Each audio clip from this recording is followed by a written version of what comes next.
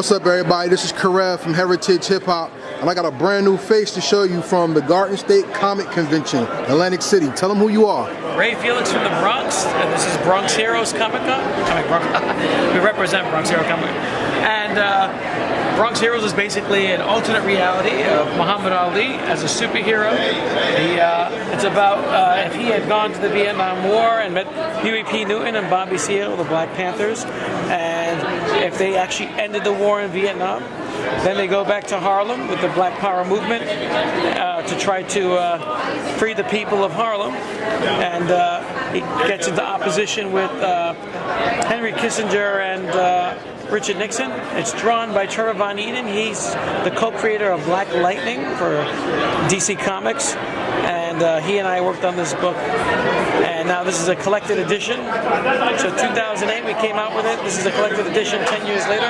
There's 3 issues. And you have the whole history of the Black Power movement in the back, the actual Black Power movement, and the ideas behind, the concepts behind the comic book as well. So what was the thinking of putting Muhammad Ali as a superhero? That's a little deep for me. Yeah, well, I had a dream about it. I literally had a dream about this comic book, and I woke up, I was like, what if there's another dimension that where this actually happened, another world, so I created that world. And most of my ideas comes from dreams that I have. And then we have issue number 4 coming up, and you have artist Paris Cullins is going to be drawing some of the covers for that.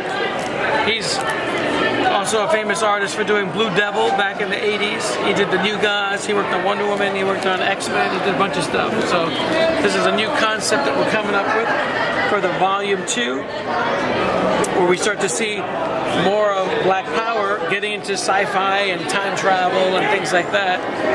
You know, and it's basically he's going to end up time traveling and going back into Black history. He's going to try to rescue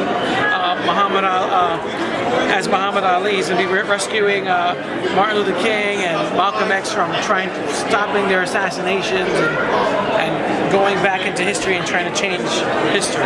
Okay, now tell me about some of the other books you have here.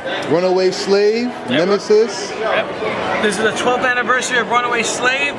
12 years ago, we put out this book. It was about slavery in New York. It's a true story about Livingston's slave. His name was Amana. And it's basically an illustrated version.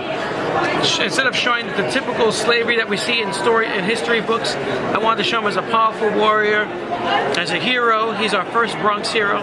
And the story takes place in the Bronx, but during the time of Indians. Harlem was a forest, you know. And it talks about how he becomes a pirate in the Caribbean and how he's basically freeing slaves as a pirate. And all the slave ships coming into the United States, he's infiltrating them and stopping them from coming into the ports. And it's also about him looking for his wife. 12 years later, we come up with our sequel, Runaway Slave 2, which is about his wife, and it's about his wife looking for him, and it's in full color. So it's about Josephine Beekman, the story of Josephine Beekman, who was a real slave, and basically some adventures of what she did as an escaped slave and trying to get back to her husband. Okay, so if people wanted to order your books, tell them where they could get in touch with you, social media, and whatever, to order. Facebook, Instagram, WhatsApp, everything's Bronx Heroes. Our website is bxhcc.com. You can order all our books there. And you can get Brother Lonestar. It's a true story of the Black Cowboys, you know, the real Black Cowboys like William Bill Pickett, Issam Dart, the Black Fox, and Nat Love. So we have lots of cool westerns, adventures featuring Black Cowboys. We never see that in television. We always see, you know, the cowboy with the white hat and fighting Indians. This is all about bullfighters and guys who invented rodeos. African Americans invented the rodeo, even though they don't credit them for that. That's what they're known for. They're educating people about the rodeos and the real cowboys of ancient times back in the day. So I have one last question before we sign off. With the success of Black Panther in the movie theaters, where do you think that opens up possibilities to for independent creators who have original ideas of people of color, and where can it possibly take them to the next plateau of the industry? Well, I think that Black Panther's been around for 35 years. Marvel's very late to the game because Black Panther should have came out after Blade, because Blade was the top Marvel movie. It was the first Marvel. It was the first Marvel movie. And they kind of dropped the ball on that with Spidey and all that other stuff. Black Power, I've been publishing this for 10 years already, and it's always been one of my top selling books.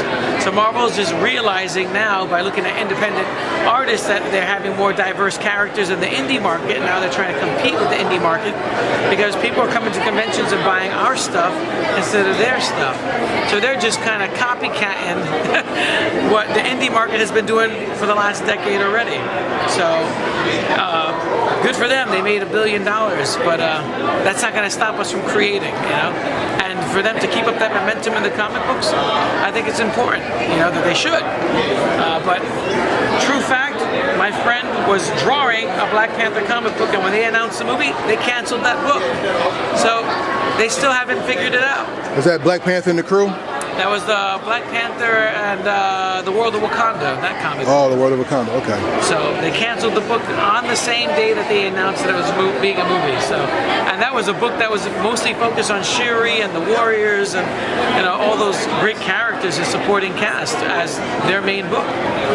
Wow. So, Marvel still doesn't get it, you know. So it's up to us to keep going, pushing the limits, getting into animation, getting into doing our own independent films. I think comic book creators need to take it to the next level and get into the film market, even if it's an indie film market with YouTube. And now you don't need a corporation to represent your products. You know, it's been over a decade. The internet has opened that wide open. We can do everything ourselves and find your own niche. All right, everybody. So you heard it here. Black Power, Muhammad Ali as a superhero. So for more, go to bxcc.com. Yep. And tune in to Heritage Hip Hop, because we may get together and do some more. You never know. Yep. All right, everybody. Thank you for tuning in. Bronx Heroes Comic Con, you'll find us. All right. Peace. Peace.